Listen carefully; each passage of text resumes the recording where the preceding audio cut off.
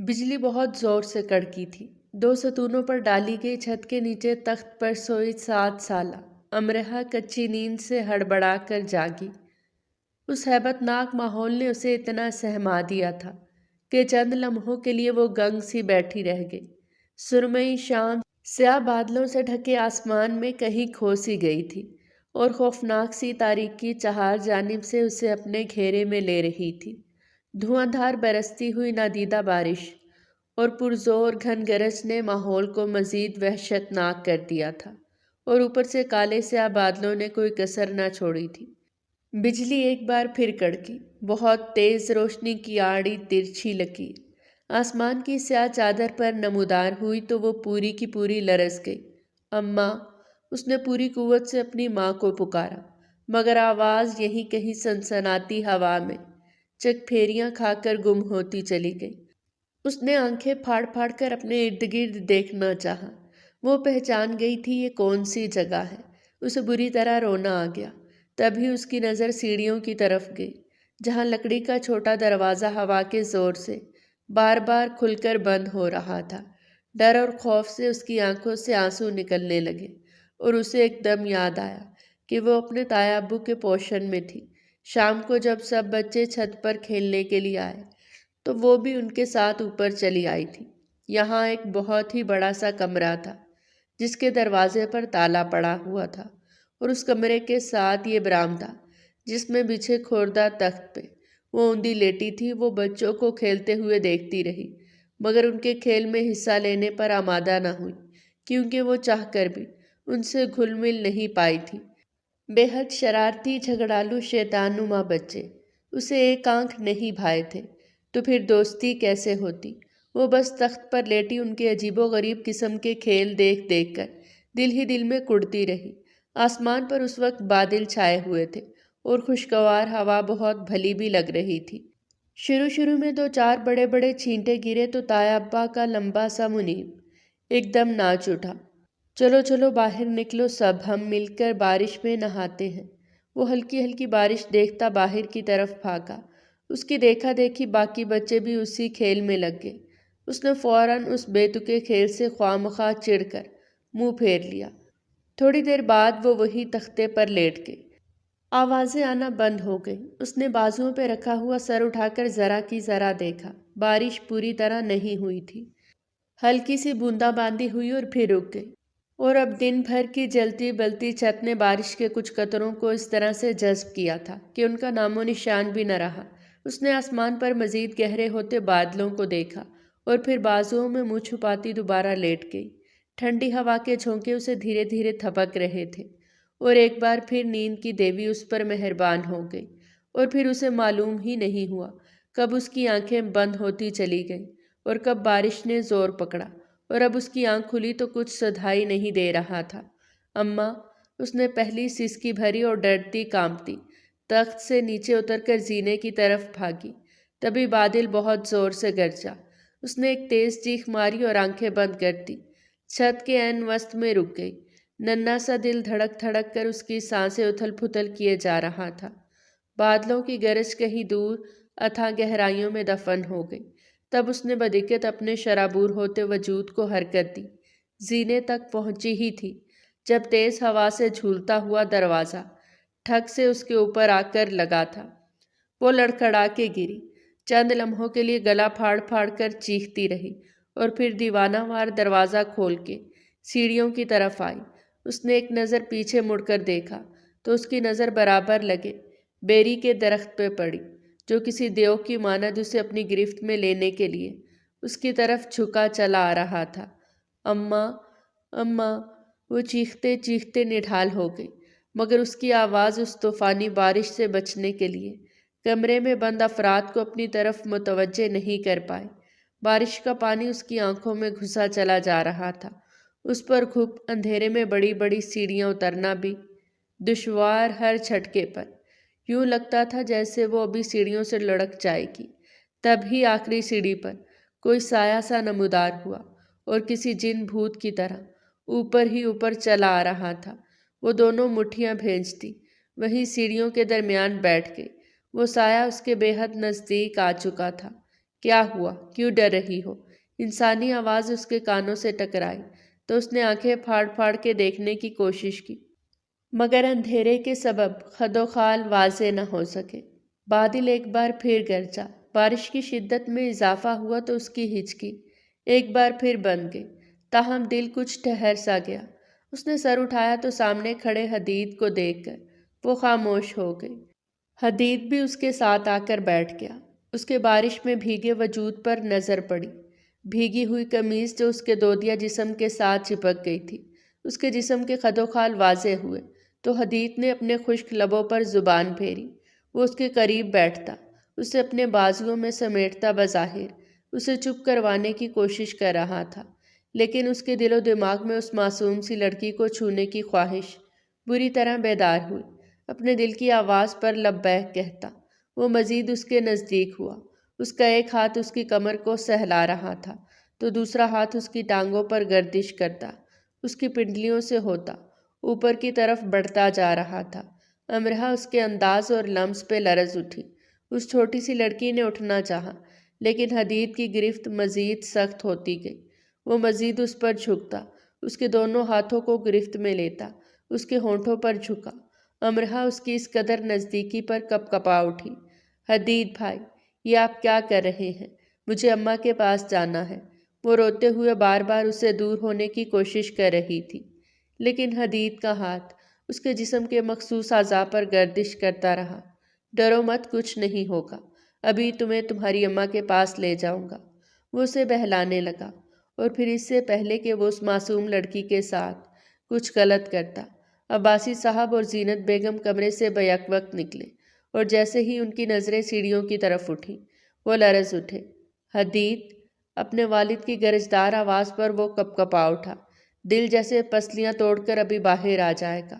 وہ فوراً اس سے دور ہوا۔ اپنے باپ کی خونخوار نظروں پر وہ لڑکھڑایا۔ بابا، میں نے کچھ نہیں کیا، وہ کپ کپاتے ہوئے لہجے میں بولا۔ بے غیرت حرامی! وہ غصے سے کہتے اس کی طرف بڑھے اور اس کے منہ پر تھپڑوں کی برسات شروع کر دی۔ جوتے پر جوتا رسید کرتے ہوئے انہوں نے اس کے سلکی سیاہ بالوں کو مٹھی میں جکڑ کر اب کی بار جوتا عین اس کے منہ پر رسید کیا تھا۔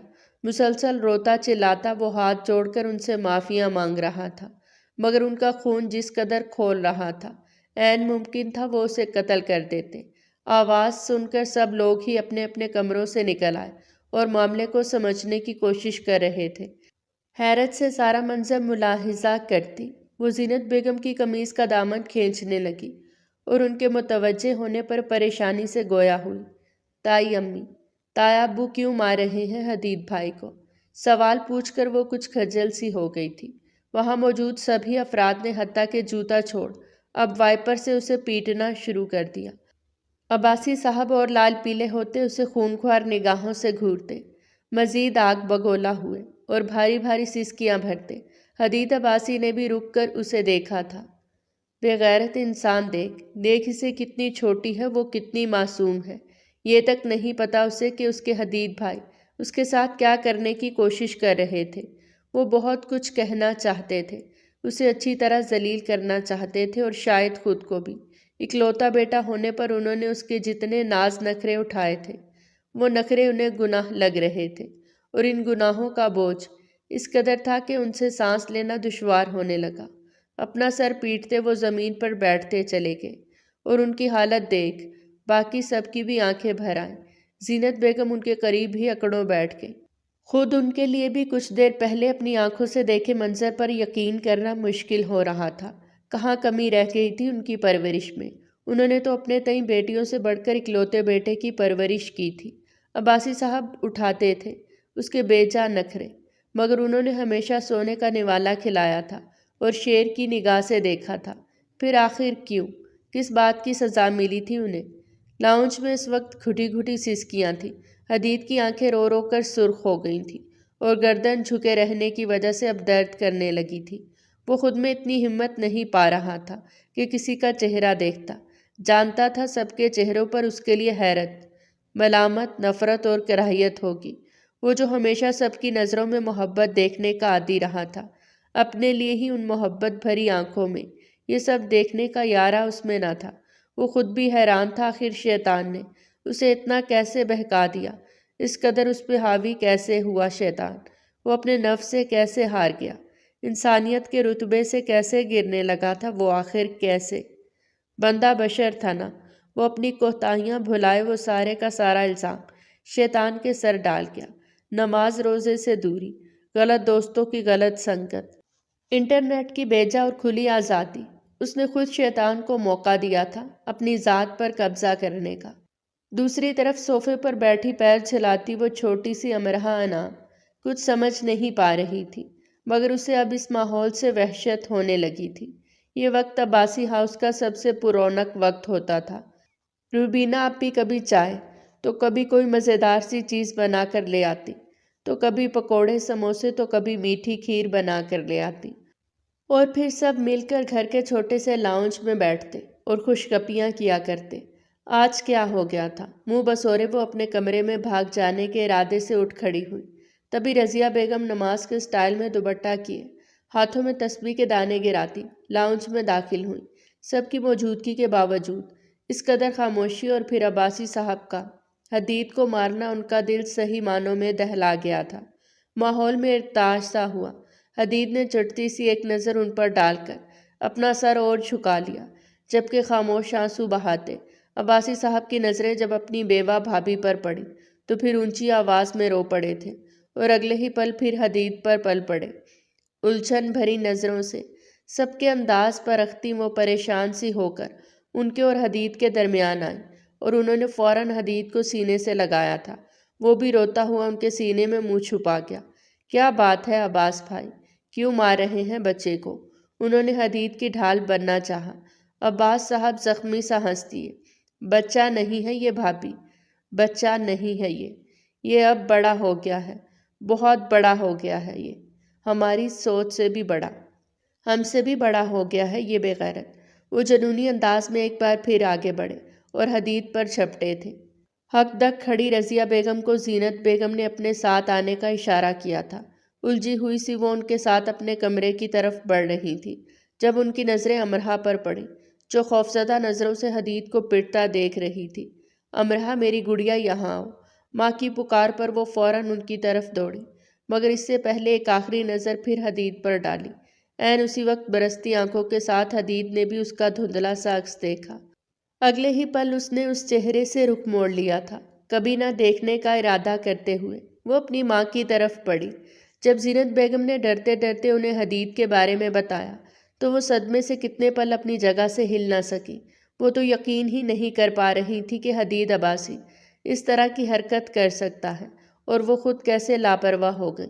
ایک نظر رضیہ بیگم نے بارش سے بھیگی ہوئی امرہا کو دیکھا، جو ٹھنڈ کی وجہ سے اب کانپ رہی تھی، تو بجائے اسے چپ کروانے کے وہ اسے سینے سے لگاتی زاروں کی طرح رو دی۔ میں تو بے فکر تھی کہ امرہا اپنوں کے درمیان ہے، مگر یہاں کس کو فکر ہوگی؟ سب نے اپنے اپنے بچوں کو پکڑ دھکڑ کر اپنے اپنے کمروں میں بٹھا لیا۔ ایک میری یتیم بچی کا کسی کو خیال نہیں آیا۔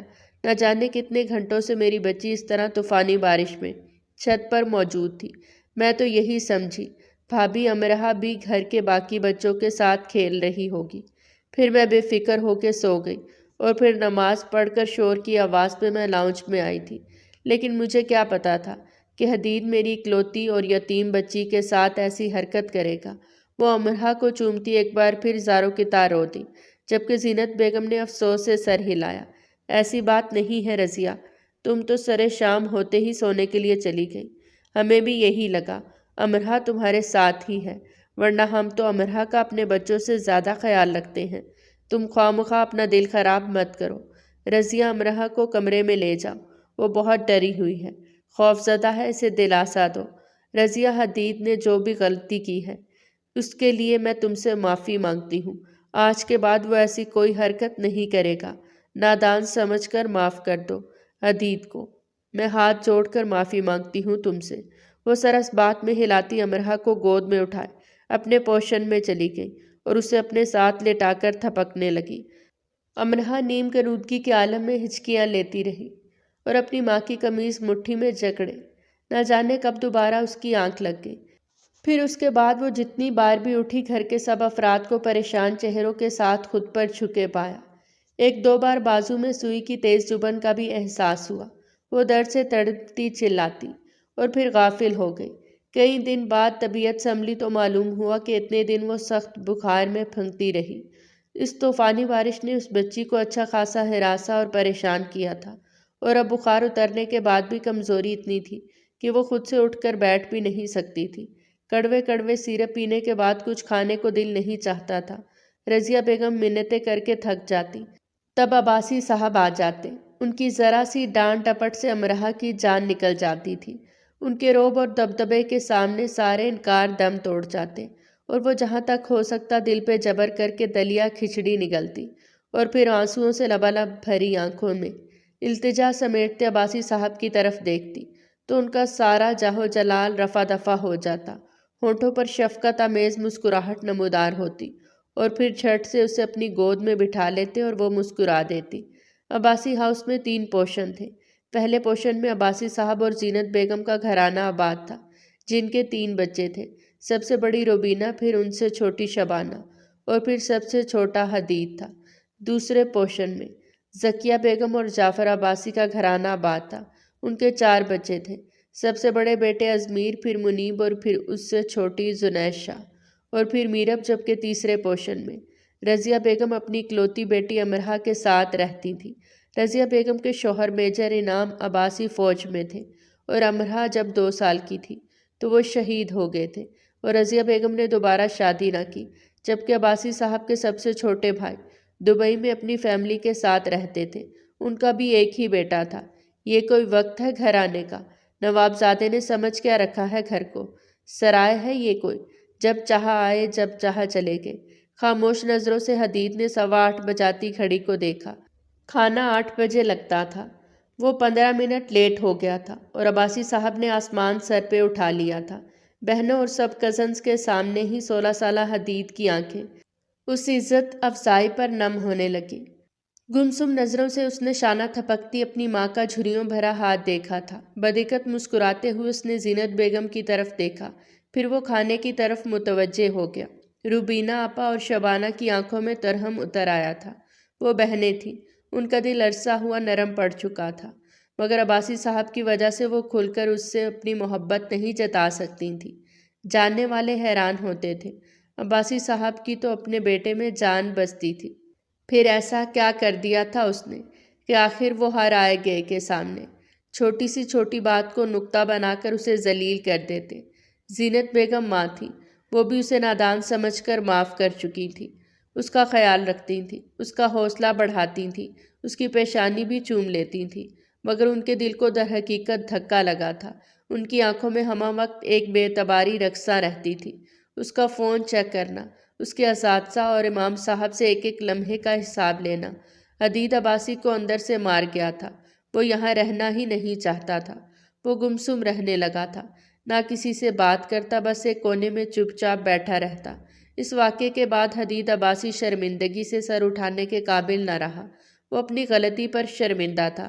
حدید کی حالت دیکھ کر زینت بیگم کڑتی رہتی، اور پھر زینت بیگم کے کہنے پر عباسی صاحب نے اسے اپنے سب سے چھوٹے بھائی کے پاس دبئی بھیج دیا۔ وہ خود بھی یہاں سے جانا چاہتا تھا۔ وہ صرف اپنی ماں سے ملا، باقی گھر کے کسی افراد سے اس نے ملنا تک گوارا نہیں کیا۔ وہ جانتا تھا سب کی نظروں میں اس کے لیے سوائے نفرت اور افسوس کے کچھ نہ ہوگا، اور وہ دبئی چلا گیا، جبکہ امرہا کو کبھی کسی نے کچھ بتایا ہی نہیں تھا، مگر گزرتے وقت نے اس پہ سب حقیقت آشکار کر دی تھی۔ وہ الجھی ہوئی سی اداس تاریک رات اس کے ذہن سے جاتی ہی نہ تھی۔ وہ نہ چاہتے ہوئے بھی اس رات کے بارے میں سوچتی رہتی، اور بالآخر اسے سب سمجھ آ ہی گیا۔ حدید کے وہ انداز، وہ لمس، وہ جب بھی اس رات کو یاد کرتی جھری جھری لے کر رہ جاتی۔ اس واقعے کے بعد رضیہ بیگم کے دل میں اپنی اکلوتی بیٹی کو لے کر ایک ڈر سا بیٹھ گیا۔ وہ اپنی بیٹی کو لے کر کسی پر بھروسہ نہ کرتی۔ وہ ہر وقت اپنی بیٹی کے پاس رہتی، کبھی اسے اکیلا نہ چھوڑتی۔ یہاں تک کہ کالج سے تھوڑی بھی دیر ہو جاتی تو رضیہ بیگم کا دل ڈوبنے لگتا۔ وہ تب تک سکون سے نہ بیٹھتی جب تک وہ گھر نہ آ جاتی۔ امرہا کی بچی، ابھی تک سو رہی ہو؟ اٹھو، کہاں ہو تم سے بہت ضروری بات کرنی ہے۔ وہ اندر داخل ہوتی بنا آگے پیچھے دیکھے سیدھی امرہا کے کمرے میں اس کے سر پہ سوار ہو گئی۔ اسے خاموشی سے بیڈ پہ لیٹے دیکھ اس نے یہی سوچا تھا کہ وہ سو رہی ہے۔ ایک لمحے میں وہ اس کا بازو پکڑ کر اسے بٹھا چکی تھی۔ کیا ہو گیا ہے میرب؟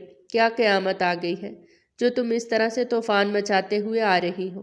وہ اس کے شور مچانے پر اسے دیکھتے ہوئے کہنے لگی، جبکہ رضیہ بیگم نے ان کے انداز پر مسکراتے ہوئے ان دونوں کو ان کے حال پہ چھوڑ دیا اور اپنا کام کرتی رہی۔ ارے یار، طوفان ہی آیا ہے، اور جب تم میری بات سنو گی نا شاید قیامت بھی آ جائے۔ یہ دیکھو، یہ وہی ڈریس ہے جو میں نے کل پسند کیا تھا۔ دیکھو، یہ وہی ہے نا؟ امرا نے حیران نظروں سے پہلے اسے اور پھر اس کے ہاتھ میں موجود ڈریس کی طرف دیکھا، کیونکہ کل اسی ڈریس کو لے کر میرب بہت روئی تھی کہ اسے یہ ڈریس چاہیے، لیکن دکاندار نے یہ کہہ کر منع کر دیا تھا کہ یہ ڈریس کا آخری پیس پہلے سے ہی سیل کر دیا گیا ہے، اور اب وہی ڈریس اس کے پاس کیسے آیا؟ وہ خود بھی حیران تھی۔ اس دکان والے کو تم پر رحم تو نہیں آ گیا؟ لیکن میرا نہیں خیال کہ اس دکان والے کو تمہارے رونے پر فرق پڑا ہوگا۔ پھر یہ کیسے ملا تمہیں؟ مجھے سمجھ نہیں آ رہا، مجھے تو یقین ہی نہیں آ رہا کہ جس ڈریس کو تم نے ایسی محبت سے دیکھا وہی ڈریس اگلے دن تمہارے پاس ہوگی۔ یہ تو قدرت کا کوئی حسین اتفاق لگتا ہے۔ میرب بھی اس کے انداز پر مسکرائے بنا نہ رہ سکی۔ میری پیاری سہیلی، یہ ڈریس فالتو میں نہیں آئی اور نہ ہی کوئی معجزہ ہے، بلکہ ازمیر بھائی نے دکاندار کو ڈبل پیسے دے کر مجھے تمہاری شادی کے لیے لے کر دی ہے۔ اب بتاؤ، ہے نا خوبصورت؟ وہ اپنی زلفوں کو جھٹکتی ایک ادا سے بولی تو امرا اس کے انداز پہ مسکراتی سر اس بات میں ہلا گئی۔ واقعی بہت خوبصورت ہے۔ تھوڑی دیر بعد میرب بھی وہاں سے چلی گئی اور وہ سیڑھیاں چڑھتی چھت پر آ گئی تھی اور ڈوبتے سورج کو دیکھتی آسودہ سی مسکراتی کمرے میں آ کر واپس بیڈ پہ لیٹ گئی۔ کمرے میں پڑے پڑے دل اچاٹ سا ہونے لگا تو وہ اٹھ کر باہر چلی آئی۔ اماں برآمدے میں تخت پہ بیٹھی سبزی کاٹ رہی تھی۔ آج کل وہ بہت زیادہ بیمار رہتی تھی۔ رضیہ بیگم نے ایک چٹتی نگاہ امرا پر ڈالی تو وہ ان کے قریب ہوتی آہستگی سے اپنا سر ان کی گود میں رکھ کر آنکھیں بند کر گئی تو وہ اس کی پیشانی کو چومتی مسکرا دی تو وہ اٹھ کر نچلے پوشن میں آ گئی۔ زینت بیگم سبزیاں بناتے ہوئے ماسی کو دوپہر کے کھانے کی ہدایات دے رہی تھی۔ روبینہ آپا اور شبانہ کی شادیاں کر دی گئی تھیں اور وہ اپنے اپنے گھروں میں خوش و خرم زندگی گزار رہی تھی، اور 2 سال پہلے ازمیر لالا کی شادی رابعہ سے ہو چکی تھی اور ان کی بیوی 7 ماہ کی حاملہ تھی، جبکہ امرا کی منگنی عباسی صاحب نے اپنے دوست کے بیٹے زریس ملک سے کر دی تھی۔ امرا بھی اس منگنی پہ دل سے خوش تھی۔ وہ کچھ دیر ٹک ٹک کر اس ویران پوشن کو دیکھتی رہی۔ کتنی رونق ہوا کرتی تھی اس عباسی ہاؤس میں۔ حدید عباسی اپنے ساتھ اس گھر کی رونقیں بھی لے گیا تھا۔ زینت بیگم خاموش رہنے لگی تھی، ہر وقت اپنے کمرے میں پڑی رہتی۔ زینت بیگم کی آواز پر وہ اپنے خیالوں سے باہر آئی۔ وہ آج بہت اکتائی ہوئی لگ رہی تھی، اس لیے بار بار ماسی کو جھڑک رہی تھی۔ جب بھی انہیں حدید کی یاد آتی یا حدید عباسی کا دبئی سے فون آتا، وہ یوں ہی اپنے اندر کی فرسٹریشن سب پہ نکالتی۔ وہ تنگ آ کر وہاں سے اٹھ گئی، پھر برآمدے کی سیڑھیاں اتر کر بائیں جانب بنے باغ میں چلی آئی، جہاں کونے میں دوہری کرسیوں پر میرب، رابعہ، ازمیر کی بیوی اور زنیشہ چائے اور سموسے سے بھرپور انصاف کر رہی تھی۔ وہ بھی ان کے ساتھ ہی آ کر بیٹھ گئی۔ حالیہ بارشوں نے موسم اس قدر خوشگوار کر دیا تھا۔ دوپہر کی ٹھنڈی ہواؤں کی چھیڑخانی بہت اچھی لگ رہی تھی۔ وہ سبز گھاس پہ لیٹی، درختوں پہ کودتی شور مچاتی چڑیوں کو دیکھتی کھل کر مسکراتی، اور پھر ان سے باتوں باتوں میں وقت کا احساس ہی نہ ہوا کہ کب مغرب کی اذانیں ہونے لگی۔ آپ حدید کو معاف کیوں نہیں کر دیتے؟ اکلوتا بیٹا ہے وہ ہمارا، کب تک یوں اسے ناراض رہیں گے؟ معاف کر دیں اسے، اب تو امرا کی شادی بھی ہونے والی ہے۔ آج بھی کہہ رہا تھا جب بابا مجھے خود کہیں گے حدید واپس آ جاؤ تب آؤں گا۔ آپ سے معافی مانگ رہا تھا، آپ سے بات کرنا چاہتا تھا وہ، لیکن آپ نے اس سے بات تک نہیں کی۔ ایک بار فون کر لیں، واپس بلا لیں میرے بچے کو۔ زینت بیگم زاروں کی طرح روتی چلی گئی، جبکہ زینت بیگم کو روتے ہوئے دیکھ کر ان کی آنکھوں میں بھی آنسو آ گئے تھے، اور پھر انہوں نے کانپتے ہاتھوں سے کچھ سوچتے ہوئے حدید کا نمبر ڈائل کیا، جسے پہلی ہی بیل پر اٹھا لیا گیا۔ ہیلو بابا، کیا آپ ہیں؟ بابا مجھ سے بات تو کریں۔ بابا مجھے مزید اذیت نہ دیں، میں جانتا ہوں میں نے آپ کا دل دکھایا ہے، بابا مجھے معاف کر دیں۔ وہ روتے ہوئے بولا تو اس کو یوں روتے دیکھ کر وہ بھی زاروں کی طرح رو دیے۔ میرے بچے واپس آ جاؤ، میں نے تمہیں معاف کیا۔ عباسی صاحب نے اتنے سالوں کے دل کا غبار نکال دیا تھا، اور پھر کچھ ہی دنوں میں حدید عباسی اپنے باپ کے بلانے پر پاکستان واپس آ گیا۔ وہ بہت خوش تھا۔ حدید عباسی کے آنے سے عباسی ہاؤس کی ساری رونقیں بھی واپس آ گئی۔ عباسی صاحب اپنے بیٹے کو گلے لگائے زاروں کے تار رو دیے۔ روبینہ آپا اور شبانہ بھی اپنے بچوں کے ساتھ میکے آ گئے، جبکہ منیب بھی یونیورسٹی سے چھٹیاں لے کر عباسی ہاؤس آ گیا تھا۔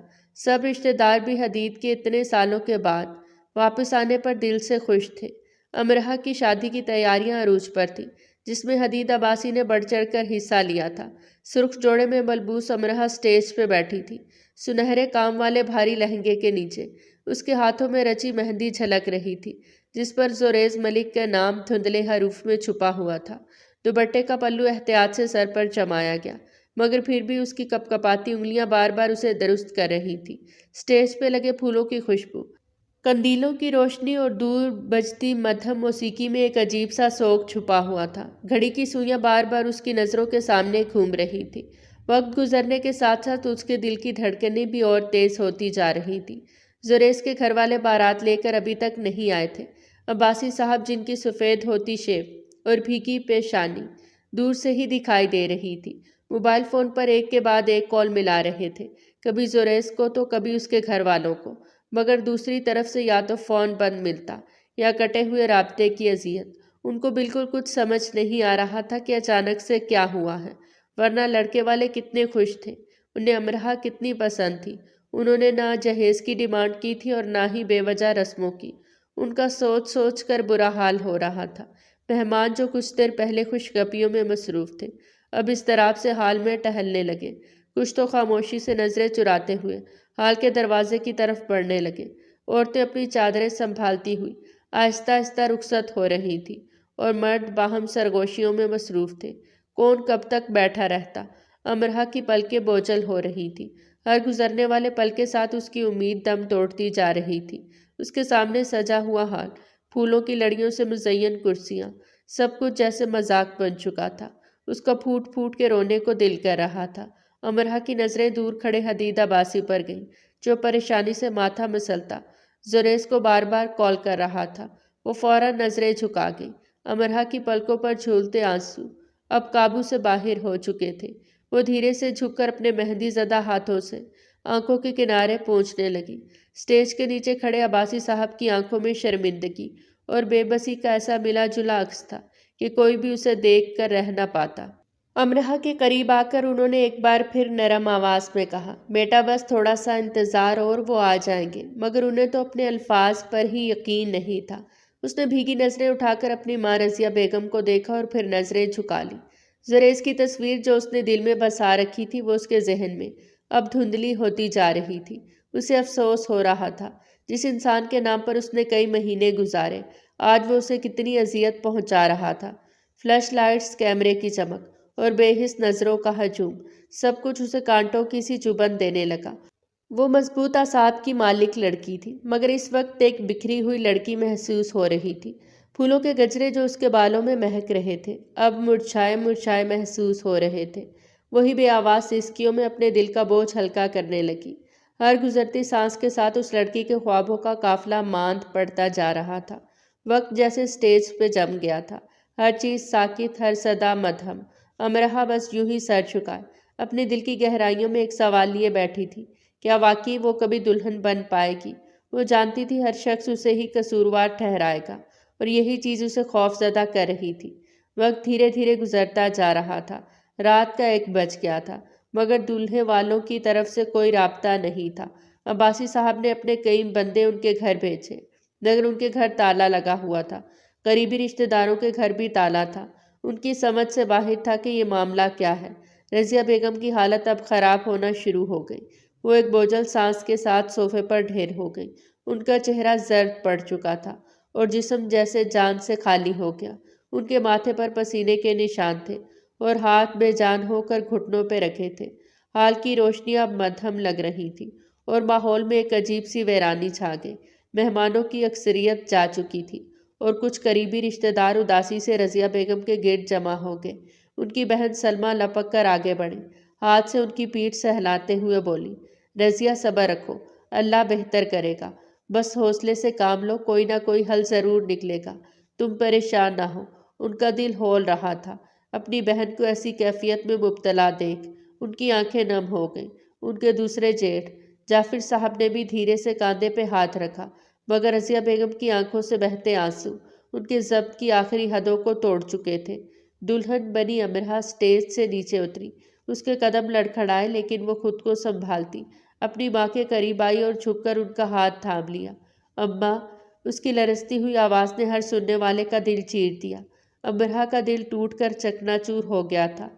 رضیہ بیگم نے امرہ کا ہاتھ مضبوطی سے تھام لیا اور اپنے سینے سے لگا کر پھوٹ پھوٹ کے رونے لگی۔ میری امرہ، میری معصوم بچی، تیرا کیا قصور تھا؟ ان کے الفاظ سسکیوں میں ڈوبتے جا رہے تھے۔ عباسی صاحب مرد ہو کے رو پڑے۔ پوری دنیا کو حوصلہ دینے والے آج وہ خود ٹوٹ کر بکھر گئے تھے۔ جب بات عزت پر آ جائے تو ہر مرد ایسی ہی حالت سے دوچار ہو جاتا ہے۔ ہال میں موجود ہر آنکھ نم ہو چکی تھی۔ فضا میں ایک ایسا کرب طاری تھا کہ گویا ہر دیوار، ہر کونا اس درد کا گواہ بن گیا تھا۔ حدید سے یہ منظر برداشت نہ ہوا اور وہ آگے بڑھا۔ اونچا لمبا دراز قد، چوڑی جسامت، کثرتی وجود، گھنے سیاہ بال جو جل سے سیٹ تھے۔ اس کی شخصیت بے حد منفرد تھی۔ عباسی صاحب کا اکلوتا بیٹا حدید عباسی، جسے امرہ نفرت کے قابل بھی نہ سمجھتی تھی، لیکن اس وقت کسی مسیحا سے کم نہ تھا۔ وہ زمین پر رضیہ بیگم کے قدموں میں بیٹھ گیا۔ تائی امی، اس نے نرمی اور محبت بھرے لہجے میں کہا، میں امرہ کو اپنی بیوی بنانے کو تیار ہوں۔ میں نکاح کرنا چاہتا ہوں ابھی۔ آپ فکر نہ کریں تائی امی، میں یہ سر جھکنے نہیں دوں گا۔ یہ وعدہ ہے آپ کا، آپ کے بیٹے کا۔ وہ ہمارے گھر خاندان کی عزت ہے اور اس کی عزت پر میں بات نہیں آنے دوں گا۔ آپ نکاح کی تیاری کریں۔ چند لمحے کے لیے حال میں ایسا سناٹا چھا گیا جیسے سانسیں تھم گئی ہوں۔ سب کی نظریں حدید عباسی پر جم گئیں۔ وقت رک سا گیا۔ امرہ نے بے یقینی سے حدید کو دیکھا، پھر نظریں جھکا لی۔ رضیہ بیگم نے لرزتے ہاتھوں سے حدید کے سر پہ ہاتھ رکھا اور اس کے ہاتھ کو تھاما۔ ان کی آنکھوں میں خوشی اور دکھ دونوں کا طوفان تھا۔ بیٹا، کیا تم سچ کہہ رہے ہو؟ ان کی آواز کانپ رہی تھی۔ انہیں جینے کی ایک نوید نظر آئی۔ حدید نے مضبوط لہجے میں کہا، جی تائی امی، میں دل سے کہہ رہا ہوں۔ امرہ اب بھی اسی عزت کی حقدار ہے جو اس کا حق ہے۔ بچپن میں کی گئی میری نادانی کو معاف کر کے کیا آپ امرہ کو میرے نکاح میں دے سکتی ہیں؟ وہ امید بھری نظروں سے ان کی طرف دیکھ رہا تھا۔ رضیہ بیگم نے حدید کا ہاتھ زور سے پکڑ لیا اور روتے ہوئے کہا، مجھے منظور ہے بیٹا، مجھے منظور ہے۔ ان کے الفاظ میں ایک ایسا سکون تھا جیسے ڈوبتے کو تنکے کا سہارا مل گیا ہو۔ زینت بیگم کا بس نہیں چل رہا تھا کہ اپنی اولاد کو ابھی کے ابھی دھنک کے رکھ دیں، مگر خاموش تھی کیونکہ معاملہ گھر کی عزت کا تھا۔ انہیں امرہ سخت زہر لگتی تھی، جنہوں نے اتنے سالوں تک ایک ماں کو بیٹے سے جدا رکھا۔ امرہ کی آنکھوں سے آنسوؤں کی لڑیاں بہہ رہی تھیں۔ وہ خاموشی سے اپنے دوپٹے کا پلو سنبھالتی ہوئی اندر ڈریسنگ روم کی طرف بھاگ گئی۔ ہر قدم پر اس کے آنسو فرش کو بھگو رہے تھے۔ ہال میں موجود لوگوں نے ایک دوسرے کو دیکھا۔ کچھ نے دعائیا انداز میں ہاتھ اٹھا لیے، کچھ نے ہچکیاں لے کر آنکھیں پونچھی۔ فضا میں اب بھی ایک گمبھیر سی اداسی تھی، مگر حدید کے الفاظ نے جیسے ایک امید کا دیا روشن کر دیا تھا۔ ڈریسنگ روم کی مدھم روشنیوں میں امرہ زمین پر بیٹھی تھی۔ اس کا سر گھٹنوں میں چھپا تھا اور شفاف آنسوؤں کی لکیریں اس کے گالوں پہ بہہ رہی تھی۔ مہندی سے سجے ہاتھ تھر تھرائے ہوئے گود میں رکھے تھے اور سرخ لباس کی جھلکیاں اب اسے بوجھ لگنے لگی تھی۔ کمرے کی خاموشی میں اس کی سسکیاں گونج رہی تھی۔ وقت دھیرے دھیرے گزرتا جا رہا تھا۔ کچھ دیر کے بعد دروازہ کھلا اور زینت بیگم اندر داخل ہوئی۔ ان کے ہاتھوں میں ایک لال خوبصورت سی میکسی تھی۔ ان کے چہرے پر غصے کی سخت لکیریں کھینچی ہوئی تھیں۔ بغیر کسی تمہید کے انہوں نے جوڑا اس کے سامنے پھینکتے ہوئے کہا، اٹھو امرہ، یہ لہنگا اتار کر یہ میکسی پہنو۔ تھوڑی دیر پہلے زریز کے والدین آئے تھے۔ انہوں نے بتایا کہ زریز کی کزن زریز کو پسند کرتی تھی۔ بارات سے کچھ دیر پہلے اس نے خودکشی کی کوشش کی، اس لیے زریز نے اپنی کزن سے نکاح کر لیا۔ وہ معافی مانگ رہے تھے اور حدید نہیں چاہتا کہ اس کے نکاح میں آنے والی لڑکی کسی اور کے دیے گئے لباس میں اس کے نکاح میں آئے۔ وہ کہتے ہی وہاں سے چلی گئی۔ وہ روتے ہوئے سر گھٹنوں میں گرا گئی۔ دروازہ ایک بار پھر کھلا، لیکن اس بار زخم پر نمک چھڑکنے والی نہیں بلکہ مرہم رکھنے والی آئی تھی۔ رضیہ بیگم جو بظاہر خود کو سنبھالنے کی ناکام کوشش کر رہی تھی، اپنی بیٹی کو اس حال میں دیکھ کر خود بھی مزید ٹوٹ گئی۔ وہ تیزی سے آگے بڑھی اور جھک کر امرہ کو سینے سے لگا لیا۔ میری بچی، ان کی آواز پھرا گئی۔ انہوں نے ہمیشہ اسے ہتھیلی کا چھالا بنا کر پالا تھا، آج اسے اس حال میں دیکھ ان کا کلیجہ منہ کو آ گیا۔ امرہ نے ماں کی آغوش میں سر چھپا لیا اور ایک دم بلک اٹھی۔ اماں، مجھے نہیں کرنی حدید بھائی سے شادی، وہ تڑپ کر بولی تھی۔ ہاں، کسی اور کے سامنے تو وہ یہ الفاظ ادا نہیں کر سکتی تھی، لیکن محض ایک ماں تھی جسے وہ اپنا دل کھول کے بھی دکھا سکتی تھی۔ رضیہ بیگم نے اس کے سر پہ ہاتھ پھیرتے ہوئے بمشکل خود کو سنبھالا۔ دیکھو امرہ، میں تمہاری ماں ہوں، تمہارا بھلا ہی چاہوں گی۔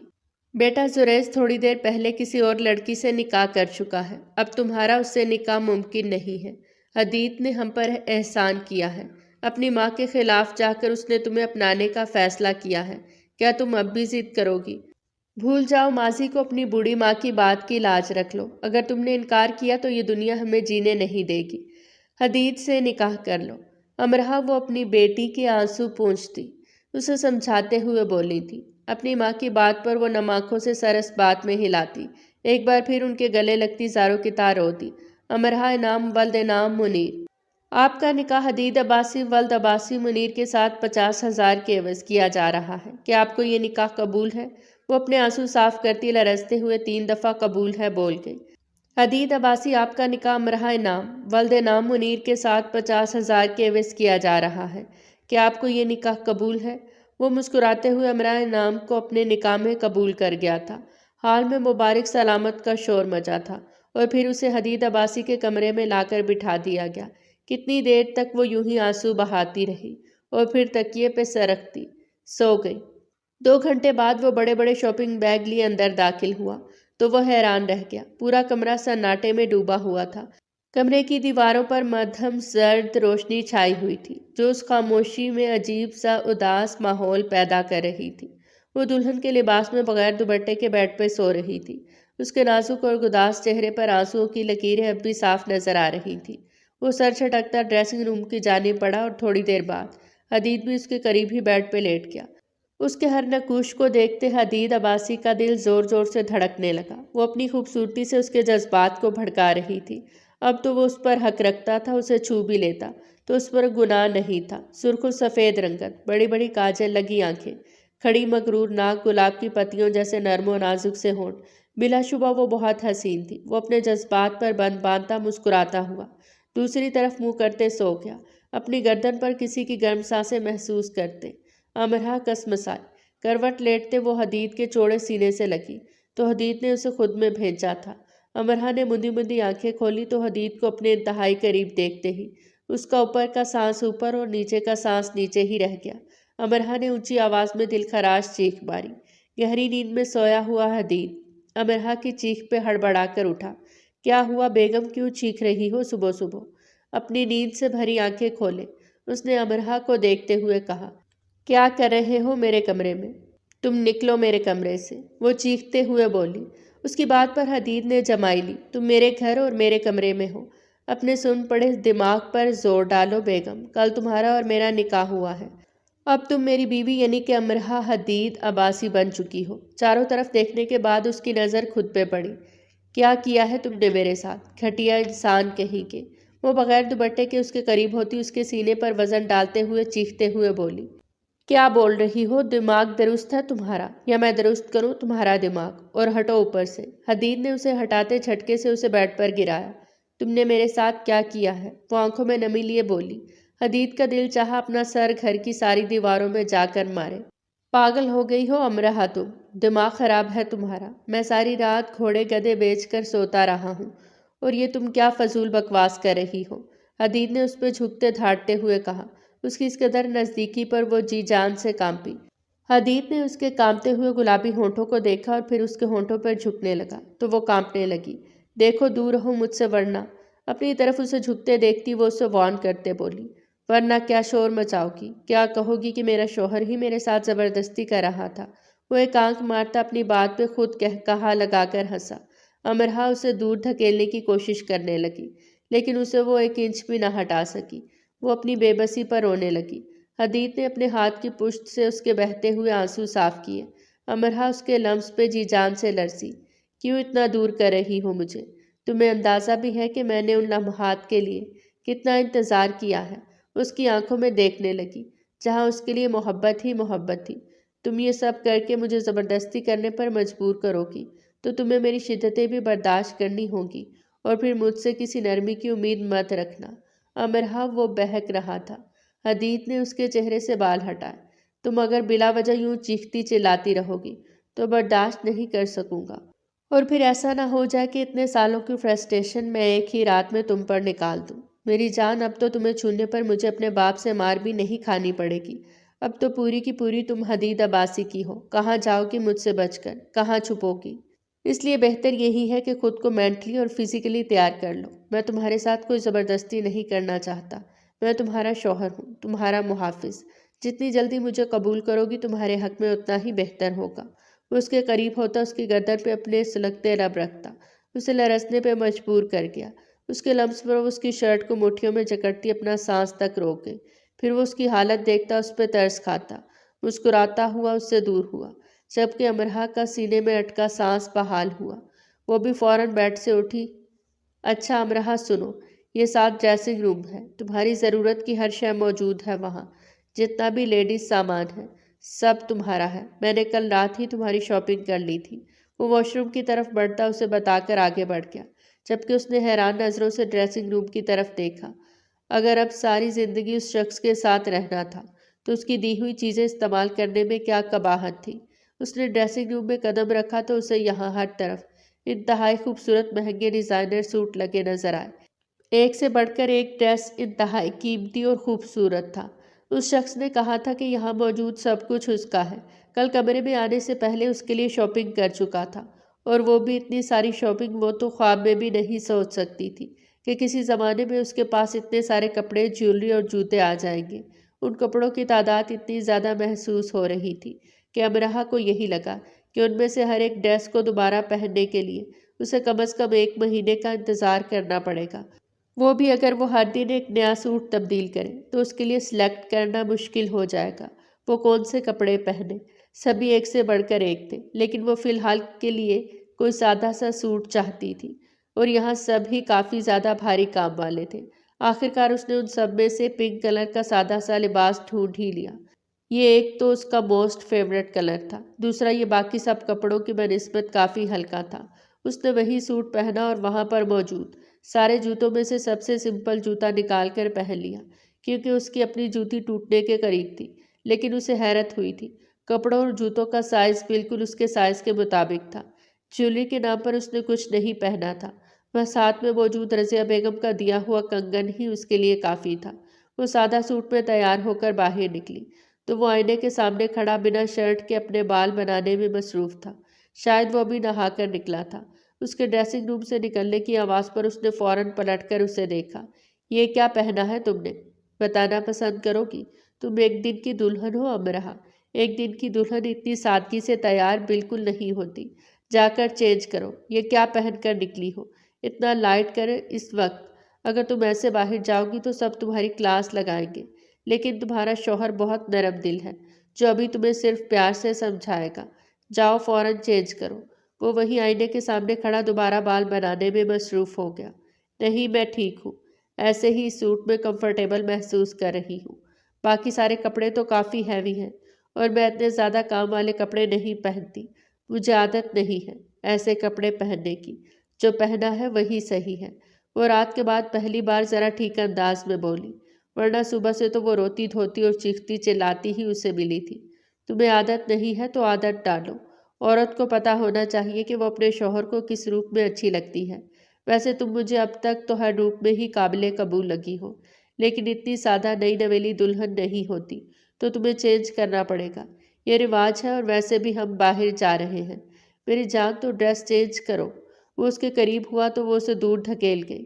کیا مسئلہ ہے آپ کے ساتھ؟ مجھے جینے کیوں نہیں دے رہے؟ اب جب میں کہہ رہی ہوں مجھے نہیں چینج کرنا تو کیوں بار بار ایک ہی بات کر رہے ہیں؟ میں جیسی ہوں مجھے ویسے ہی رہنے دیں۔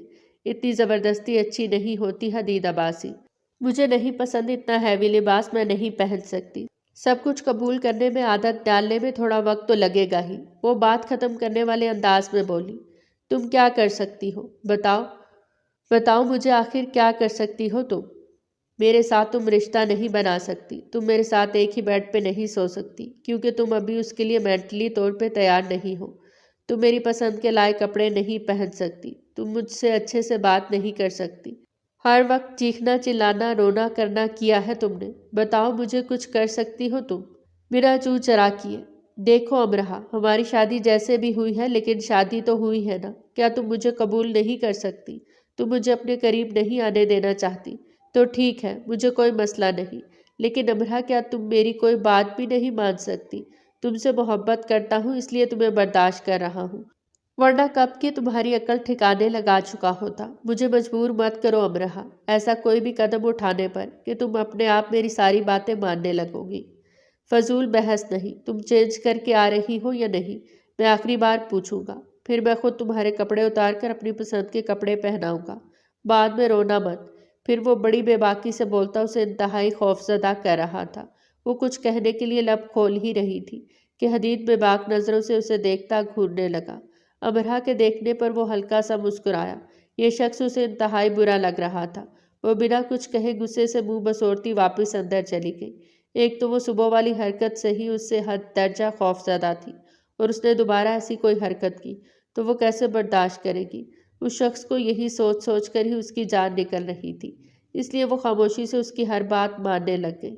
وہ بائک کی چابی اپنی انگلی پر گھماتا سیڑھیاں چڑھتا مسکراتا ہوا اپنے پوشن میں داخل ہوا، جب زینت بیگم کی تیز آواز پر اس کے قدم کچن کی سمت پڑے۔ یہ آوازیں کچن سے آ رہی تھی۔ وہ دروازے میں ہی رک گیا۔ تمہیں کتنی دفعہ کہا ہے اپنی منحوس شکل لے کر میرے سامنے مت آیا کرو جب تمہیں پتا ہے کہ میں کچن میں کھڑی ہوں، پھر کیوں یہاں آئی ہو؟ زینت بیگم امرہا پر چیخی، جبکہ امرہا سر جھکائے آنسو بہائے جا رہی تھی۔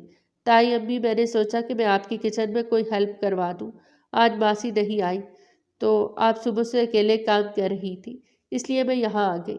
وہ سر جھکائے آنسو بہاتے بولی، ٹھیک ہے پھر آؤ کرو کام، آٹا گوندھ کر روٹیاں بنا دینا، اور یہ سالن بن رہا ہے اسے بھی دیکھ لینا، اور ہاں برتن دھو کر کچن بھی صاف کر دینا۔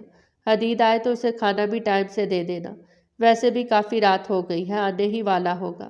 زینت بیگم کی طنزیہ انداز پر امرہا خاموش ہو گئی، اور زینت بیگم تن فن کرتی وہاں سے چلی گئی، اور حدید جلدی سے ایک سائیڈ ہو گیا۔ وہ نہیں چاہتا تھا کہ زینت بیگم کی اس پہ نظر پڑے، ورنہ وہ مزید ہنگامہ مچا دیتی۔ وہ کچن میں کھڑی سالن میں چمچہ ہلا رہی تھی جب اسے کسی کی موجودگی کا احساس ہوا۔ اس نے مڑ کر دیکھا تو حدید بالکل اس کے پیچھے کھڑا تھا۔ وہ بدک کر پیچھے ہوئی۔ کیا ہوا، ڈر گئی؟ وہ اسے مسکرا کر پوچھنے لگا۔ آپ کو کچھ چاہیے؟ وہ ہکلاتے ہوئے بولی۔ ہاں چاہیے تو صحیح۔ وہ اسے سر سے پیر تک دیکھتا مخمور بھرے لہجے میں بولا۔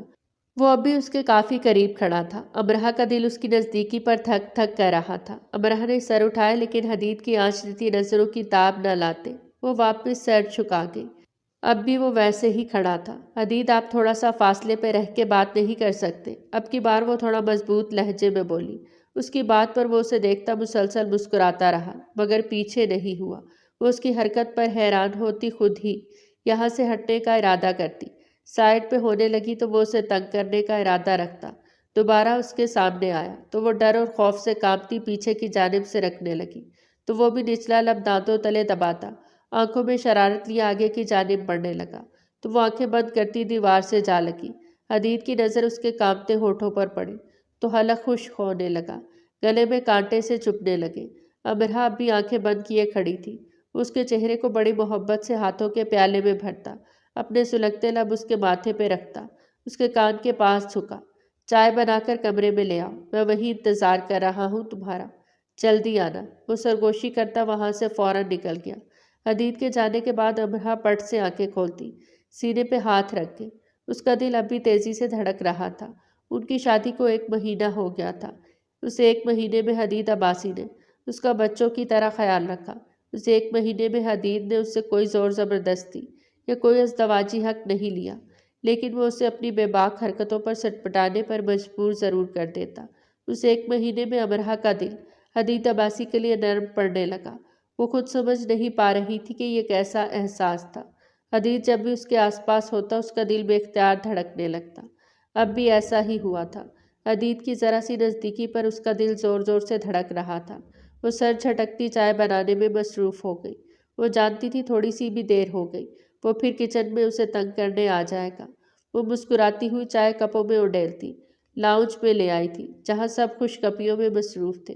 وہ سب کو چائے دیتی حدید کے کمرے کی طرف بڑھی۔ خالی کمرہ دیکھ کر وہ حیران رہ گئی۔ وہ یوں ہی چائے کا کپ اٹھاتی برآمدے میں سے گزری تو زینت بیگم کی آواز پر اس کے قدم تھم سے گئے۔ امی جو بھی ہوا اس میں میری غلطی تھی، میں اپنی غلطیوں کی وجہ سے اتنے سال آپ لوگوں سے دور رہا۔ اس میں امرہ کی کوئی غلطی نہیں تھی، وہ تو خود بچی تھی، اسے سمجھ نہیں تھی، لیکن مجھے تو سمجھ تھی نا امی۔ اگر اس رات بابا یا آپ وہاں نہ آتے تو میں اس معصوم کے ساتھ کچھ نہ کچھ تو ضرور کر چکا ہوتا۔ میں امرہ سے محبت کرتا ہوں، اس لیے بہتر یہی ہے امی، آپ اپنا رویہ امرہ کے ساتھ ٹھیک کر لیں، ورنہ میں ہمیشہ کے لیے اسے لے کر دبئی شفٹ ہو جاؤں گا، پھر واپس کبھی نہیں آؤں گا۔ وہ دو ٹوک بات کرتا وہاں سے نکلتا، اپنے کمرے کی طرف بڑھا۔ کتنا غلط سمجھا تھا اس نے حدید عباسی کو، وہ پہلے جیسا تو نہیں رہا تھا، وہ بدل گیا تھا۔ امرہ کی آنکھوں سے آنسو بہنے لگے۔ یہ آنسو دکھ یا تکلیف کے نہیں تھے، یہ آنسو خوشی، محبت اور تشکر کے تھے۔ وہ مسکراتی ہوئی کمرے میں داخل ہوئی تو حدید بیڈ پہ اوندا منہ لیٹا ہوا تھا۔ اسے دیکھتے ہی مسکراتا ہوا اٹھ بیٹھا۔ وہ اس کے ساتھ ہی بیڈ پر بیٹھ گئی۔ کتنے ہی پل وہ اسے یوں ہی دیکھتی رہی۔ بظاہر وہ موبائل میں مصروف تھا، لیکن سارا دھیان امرہ کی طرف ہی تھا، جو اسے بڑی فرصت سے نہارنے میں مصروف تھی۔ وہ جانتا تھا کہ آج کل وہ یوں ہی بے مقصد اسے دیکھتی رہتی تھی، جیسے وہ کچھ کہنا چاہتی ہو، لیکن حدید عباسی سے کچھ کہنے کی ہمت خود میں جمع نہیں کر پا رہی تھی۔ کیا بات ہے، کچھ کہنا چاہتی ہو تم؟ وہ موبائل ایک سائیڈ رکھتا اس کا ہاتھ پکڑتا اس کی طرف متوجہ ہوا۔ حدید، مجھے سمجھ نہیں آ رہی کہ میں کیسے معافی مانگوں آپ سے، کیسے آپ سے کہوں کہ مجھے معاف کر دیں۔ اتنے سالوں تک آپ کو میری وجہ سے اپنے گھر والوں سے دور رہنا پڑا، ہمارا نکاح ہوا تب بھی آپ کو خود سے دور رکھا، اس کے لیے مجھے معاف کر دیں۔ وہ رودی آواز میں کہتی اس کے سینے میں منہ چھپاتی زاروں کی طرح رو دی۔ حدید اس کے اس طرح رونے پر پریشان ہوتا اسے خود میں بھیج گیا۔ نہیں امرہ، غلطی تمہاری نہیں تھی، غلطی میری تھی۔ جو میں نے کیا اس کی سزا تو مجھے ملنی ہی تھی۔ تمہیں دیکھ کر بس بہک گیا تھا۔ ہر رات جب بھی سونے کے لیے لیٹتا تو تمہارا روتا ہوا معصوم چہرہ آنکھوں کے سامنے آ جاتا۔ امرہ، ایسا کوئی دن نہیں تھا جب تم مجھے یاد نہ آئی ہو۔ میں تو اس لیے یہاں آیا تھا تاکہ تم سے ایک بار معافی مانگ لوں، لیکن مجھے موقع ہی نہیں ملا۔ پھر پتہ چلا کہ تمہاری شادی ہو رہی ہے۔ اس رات میں بہت رویا کہ جسے ہر نماز میں اپنے رب سے مانگا وہ کسی اور کی کیسے ہو سکتی ہے۔ یہ تو پھر میری قسمت اچھی تھی کہ زریز بارات لے کر نہیں آیا تو ہمارا نکاح ہو گیا۔ امرہ نے نم آنکھوں سے سر اٹھا کر اس کی طرف دیکھا۔ میں بہت خوش ہوں تمہارے ساتھ امرہ، اور رہی بات تمہاری تو میں جانتا ہوں تم آج کل جس طرح مجھے دیکھتی ہو اسے صاف پتہ چلتا ہے تم بھی مجھے قبول کر چکی ہو، تو تمہیں کچھ بھی کہنے کی ضرورت نہیں ہے۔ وہ اس کے سر پہ اپنے سلگتے لب رکھتا آنکھیں بند کرتا مسکرایا تو وہ بھی اس کی بات سمجھتی شرم سے نظریں جھکاتی۔ ایک بار پھر اس کے سینے میں منہ چھپا کے، اس کے شرم سے منہ چھپانے پر حدید عباسی کا کہا کمرے میں گونجا تو وہ خجل سی ہوتی اس سے دور ہونے لگی تو حدید اسے باہوں میں بھرتا بیڈ پہ لٹا گیا اور خود اس کے اوپر آتا اس کے کان کے پاس جھکا تھا۔ بیگم صاحبہ، اب تم مجھ سے دور نہیں جا سکتی، اتنے سالوں کی تڑپ ہے، اتنی آسانی سے تو نہیں مٹے گی، اس لیے آج کوئی مزاحمت مت کرنا۔ وہ کہتا اس کے ہونٹوں پہ جھکا تو امرہ نے بھی خاموشی سے آنکھیں بند کر لی۔ کبھی کبھی کچھ فیصلے وقت پہ چھوڑ دینے چاہیے، وقت ہر دکھ پر مرہم رکھ دیتا ہے۔ کوئی بھی تکلیف، غم، ٹوٹ پھوٹ یا صدمہ ہو، وقت دھیرے دھیرے درد کو کم کر دیتا ہے، انسان کو سمجھ، صبر اور ہمت ملنے لگتی ہے، حالات بدلتے ہیں، احساسات نرم پڑتے ہیں اور دل وہ باتیں قبول کرنے لگتا ہے جو پہلے ناقابل برداشت لگتی ہیں۔ والسلام۔